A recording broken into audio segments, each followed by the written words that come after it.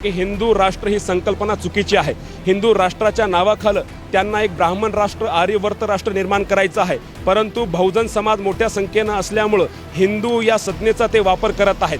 हिंदू ही परिभाषा जी आहे ती भौगोलिक परिभाषा आहे, ही धार्मिक परिभाषा नाही। कोणत्याही धर्मामध्ये हिंदू या शब्दाचा उल्लेख नाही आहे। तर भारतीयांनी हे समजून घेतलं पाहिजे। जिओग्राफिकल पार्ट आहे, आम्ही भारतात जन्मलो म्हणून लोक हिंदुस्थानचा हिंदू म्हणत आहेत। हिंदू हा धर्म नसून हिंदू राष्ट्रांना निर्माण करायचं नाही, तर यांना वर्ण व्यवस्थेला समर्थन करणार, मनु व्यवस्थेला समर्थन करणार आर्य राष्ट्र निर्माण करायचं आहे। त्या आर्य राष्ट्रामध्ये बाकी सगळे बहुजन हिंदू जे आहेत ते दुय्यम नागरिक असतील आणि बाकी जेवढे अल्पसंख्याक आहेत ते दुय्यम नागरिक असतील। फक्त आर्य वंशाला त्याच्यामध्ये श्रेष्ठत्व असेल, याच्या विरोधात संत तुकारामापासून गौतम बुद्धापासून महात्मा बसवेश्वरापासून बाबासाहेब आंबेडकरांपर्यंत आमच्या बहुजन महापुरुषांनी लढा दिलेला आहे आणि तोच लढा एनआरसीच्या माध्यमातून आज आम्ही लढत आहोत। एनआरसी फक्त आमच्यावर लागू नाही झाली, एनआरसी शिवाजी महाराजांवर सुद्धा लागली होती। तेव्हा याच मनुवाद्यांनी सांगितलं होतं शिवाजी महाराजांना, तुम्ही क्षत्रिय नाहीत, क्षत्रिय आहेत तर त्यांचे पुरावे द्या। तेव्हा शिवाजी महाराजांना सिसोदिया वंशाचे खोटे पुरावे सादर करावे लागले। 4,26,00,000 रुपये खर्च करावा लागला। महात्मा फुले जेव्हा शिक्षण प्राप्त करत होते त्यांच्यावर एनआरसी लागू झाली की हे शूद्र असल्यामुळे शिक्षण प्राप्त करू शकत नाही, त्यांचे नागरिक अधिकार मर्यादित होते। एनआरसी महात्मा फुलेवर लागली, महात्मा फुलेने संघर्ष केला। शिवाजी महाराजांवर लागली, शिवाजी महाराजांनी संघर्ष केला। एवढंच नाही तर बाबासाहेब आंबेडकरांवर एनआरसी लागू होती। ज्या महाडच्या तळ्यावर कुत्रे पाणी पिऊ शकत होते तेथे बाबासाहेब पिऊ शकत नव्हते, म्हणजे एनआरसी लागू होती। या धर्माच्या जातीच्या लोकांना अधिकारापासून वंचित केलं होतं। हे एनआरसी त्याचाच भाग आहे की तुम्हाला नागरिकत्व संपवणं म्हणजे तुमचे संविधानिक अधिकार संपवणं। संविधानिक अधिकार संपले तर तुम्ही या देशाचे नागरिक नाहीत, नागरिक नाही तर तुम्हाला अधिकार नाही। हा लढा आमच्या बहुजन महापुरुषाचा लढा होता आणि मला अभिमान आहे बहुजन महापुरुषाचा लढा पूर्ण ताकदीने भारतातील मुसलमान आज लढत आहे, याचा मला अभिमान। राज ठाकरे पहिले एनआरसीच्या विरोधात होते, नंतर फेवरमध्ये झाले। मग आज त्यांना म्हणतात की तलवारची जबाब तलवारनं देईल, लाकडानं देईल आणि ह्या एनआरसी सीएच्या कोणी विरोधात करेल त्याला आम्ही दाखवणार। ह्याचं काय बोलणं आहे? बघा, राज ठाकरे साहेब जे आहेत ते स्वतः म्हणतात की ते एक चांगले कलाकार आहेत। महाराष्ट्राला माहीत आहे ते चांगले व्यंग्यचित्रकार आहेत आणि त्यांचा शिक्षणाशी संबंध नसल्यामुळं त्यांनी हा प्रश्न उपस्थित केला की मला कळालं नाही की हे मोर्चे का निघाले आहेत। म्हणून मला असं वाटते की आम्ही त्यांचं समाधान करायला पाहिजे, त्यांना ही माहिती द्यायला पाहिजे की एनआरसी सीए हा कायदा असंविधानिक आहे। संविधानाच्या कलम 14, 15, 21 चे उल्लंघन करणारे आहेत। तसंच भारतातील 135 करोड जनतेचा छळ करणारा हा एनआरसी कायदा आहे आणि सीए कायद्यानं राष्ट्रीय सुरक्षेला धोका निर्माण होणार आहे।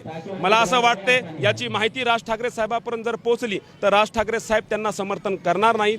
आमची आज काळाची गरज आहे की एनआरसीमुळं भारतातील अशिक्षित समाज, 2 करोड अनाथ मुलं, 5,50,00,000 विधवा महिला आहे, 14,70,00,000 शेतमजूर आणि 36,30,00,000 जे दारिद्र्य रेषेखालील राहतात, आदिवासी आहेत, दलित आहेत, मागासवर्गीय आहेत, धनगर बांधव आहेत, हे लोक ऊसतोड कामगार आहेत, यांच्याकडे कोणतेही कागदपत्र नाहीत। असा गरीब समाज हा प्रताडित होणार आहे। त्यांना छळ होऊ नये, त्यांचा छळ होऊ नये। जसा आसाममध्ये झाला, आसाममध्ये एनआरसी लागू झाली, तेथे वायुसेनेमध्ये जे 38 वर्ष ज्यांनी सेवा दिली त्या बचिंद्र शर्मा यांचं नाव आलं नाही, सेवानिवृत्त निरोध कुमार यांचं नाव आलं नाही आणि जो एनआरसी साठी शहीद झाला मदन त्यांच्या पत्नी मुलाचं नाव आलं नाही। जर वायुसेनेमध्ये जो सेवेला असताना त्याचं नाव एनआरसीत येत नसेल तर मला सांगा भारतातील तो गरीब जो पोटा पाण्यासाठी भटकंती करतो त्याचं नाव कुठून येणार आहे, आदिवासीचं नाव कुठून येणार आहे? आमचा प्रश्न हा आहे की पाकिस्तानच्या मुसलमानाबद्दल आमचा हे मोर्चे नाहीत। भारतातील ते गरीब लोक जे भारतीय आहेत, त्यांचा वडील भारतीय आहेत, त्यांचे पूर्वज भारतीय आहेत, पण ते कागदपत्र सिद्ध करू शकत नाही, त्यांच्यासोबत प्रशासन काय करणार आहे याचं उत्तर अमित शहानी द्यायला पाहिजे।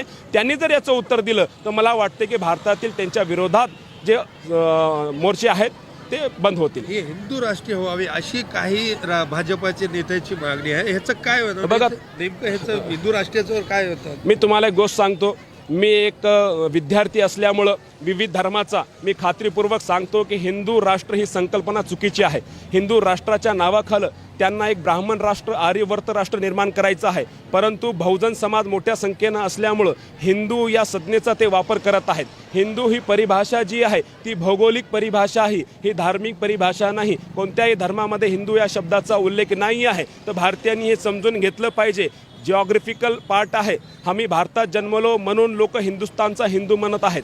हिंदू हा धर्म नसून हिंदू राष्ट्र यांना निर्माण करायचं नाही, तर यांना वर्ण व्यवस्थेला समर्थन करणारं, मनुव्यवस्थेला समर्थन करणारं आर्य राष्ट्र निर्माण करायचं आहे. त्या आर्य राष्ट्रामध्ये बाकी सगळे बहुजन हिंदू जे आहेत ते दुय्यम नागरिक असतील आणि बाकी जेवढे अल्पसंख्याक आहेत ते दुय्यम नागरिक असतील. फक्त आर्य वंशाला त्याच्यामध्ये श्रेष्ठत्व असेल. याच्या विरोधात संत तुकारामापासून गौतम बुद्धापासून महात्मा बसवेश्वरापासून बाबासाहेब आंबेडकरांपर्यंत आमच्या बहुजन महापुरुषांनी लढा दिलेला आहे आणि तोच लढा NRCच्या माध्यमातून आज आम्ही लढत आहोत. NRC फक्त आमच्यावर लागू नाही झाली, NRC शिवाजी महाराजावर सुद्धा लागली होती. तेव्हा याच मनुवाद्यांनी सांगितलं होतं शिवाजी महाराजांना, तुम्ही क्षत्रिय नाहीत, क्षत्रिय आहात तर त्यांचे पुरावे द्या. तेव्हा शिवाजी महाराजांना सिसोदिया वंशाचे खोटे पुरावे सादर करावे लागले. 4,26,00,000 रुपये खर्च करावा लागला. महात्मा फुले जेव्हा शिक्षण प्राप्त करत होते त्यांच्यावर NRC लागू झाली की हे शूद्र असल्यामुळे शिक्षण प्राप्त करू शकत नाही, त्यांचे नागरिक अधिकार मर्यादित होते. NRC महात्मा फुलेवर लागली,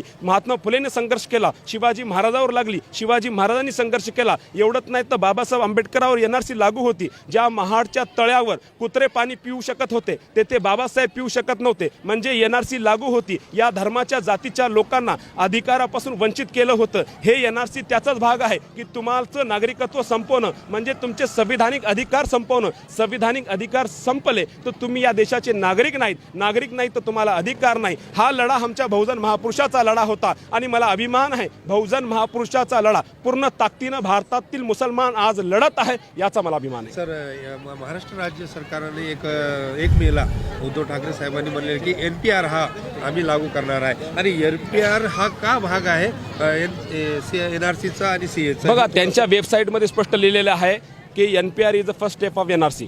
पण हेच डेटा ते NRCसाठी वापरणार आहेत.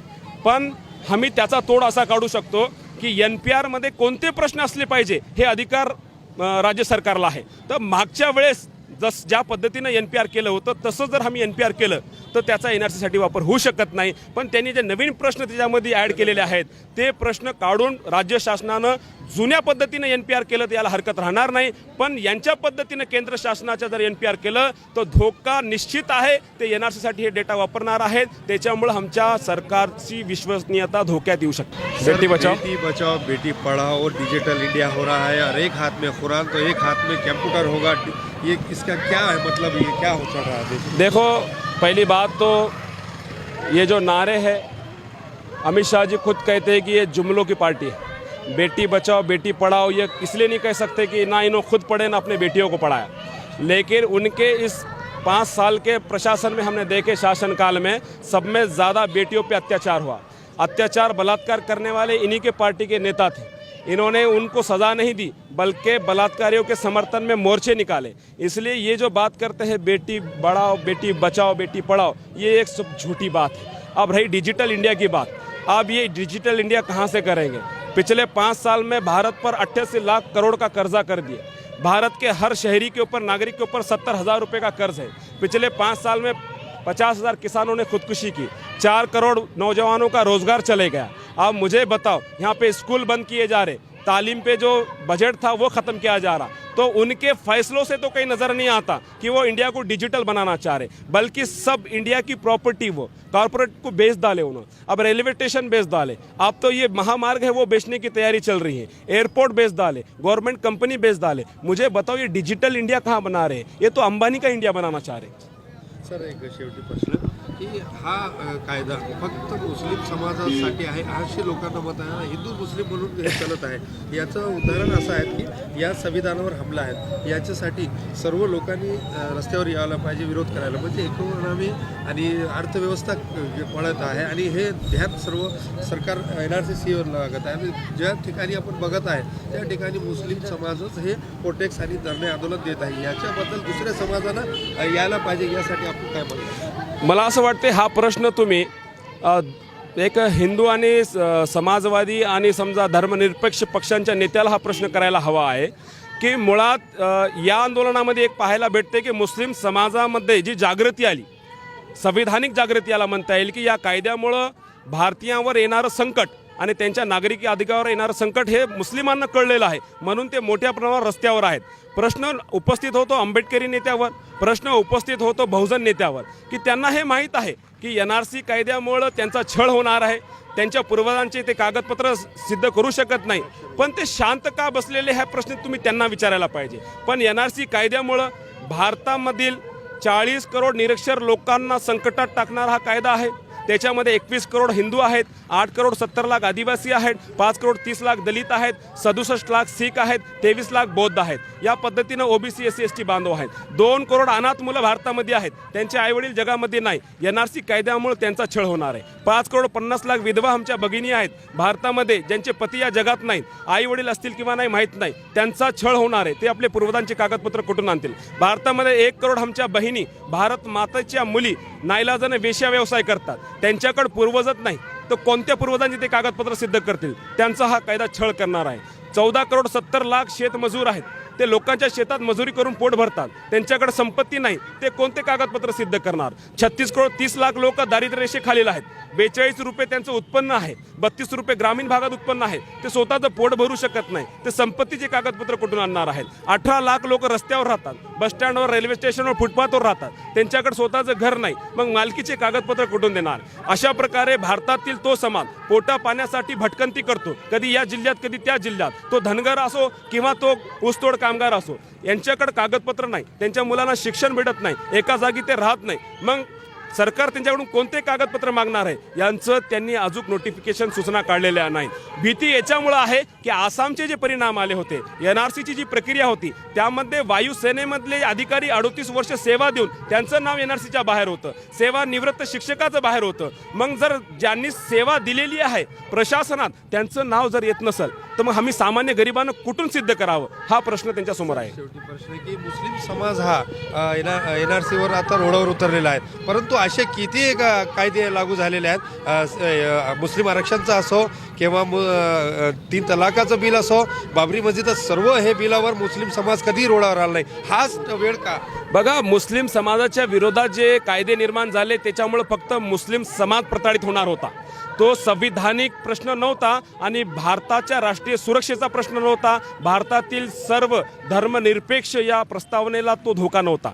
आता जो हा कायदा निर्माण झालेला आहे तो फक्त 20 करोड मुसलमानाला प्रताडित करणारा नाही, तर 135 करोड जनतेला प्रताडित करणार आहे. आणि मुळामध्ये जे बाबासाहेब आंबेडकरांनी आयुष्यभर संघर्ष करून सर्व जाती धर्माच्या नागरिकांना जे अधिकार मिळवून दिले होते, या कायद्यानं ते अधिकाराचं हनन होण्याची सुरुवात होणार आहे. त्या अधिकाराच्या सुरक्षेसाठी हा मुस्लिम समाज रस्त्यावर आहे. फक्त तो जागृत एवढ्या मोठ्या प्रमाणावर झाला की आमच्या धर्मगुरूंनी आणि आमच्या सामाजिक नेत्यांनी आणि आमच्या माता भगिनींनी जो पुढाकार घेतला, जी प्रगल्भता दाखवली याच्याबद्दल, त्याच्यामुळं थोडंसं लोकांमध्ये आश्चर्य निर्माण झालं की हा समाज कधीच रस्त्यावर आला नाही, आज अचानक कसा आला. पण इतिहासात जर तुम्ही पाहिलं तर मुस्लिम समाज जेव्हा बहुजन समाज आणि राष्ट्र आणि देश जेव्हा धोक्यामध्ये असायचं, संकटात असायचं, तेव्हा पुढाकार घ्यायचा. बाबासाहेबाचा तुम्ही उल्लेख घेऊ शकता. बाबासाहेबाच्या लढ्यामध्ये सर्वात आधी पुढे आलेला समाज मुसलमान होता. महात्मा फुले, सावित्रीमाई फुलेंना त्यांच्या वडिलांनी, गोविंदरावनी जेव्हा घरातून काढलं, तेव्हा कोणी नातेवाईक आणि त्यांचे मित्र मदतीला आले नाही. उस्मान शेख, फातेमा शेख हे 2 मुसलमान त्यांना मदतीला आले, त्यांना आपल्या घरामध्ये ठेवलं. सावित्रीमाई फुलेंच्या खांद्याला खांदा लावून शिक्षणाचं आंदोलन चालवणारी फातेमा जी होती ती मुस्लिम भगिनी होती. तर आम्ही हे समजून घेतलं पाहिजे की मुस्लिम बहुजन संघर्षामध्ये होता, पण इतिहासामध्ये ते लपवण्यात आलेलं आहे.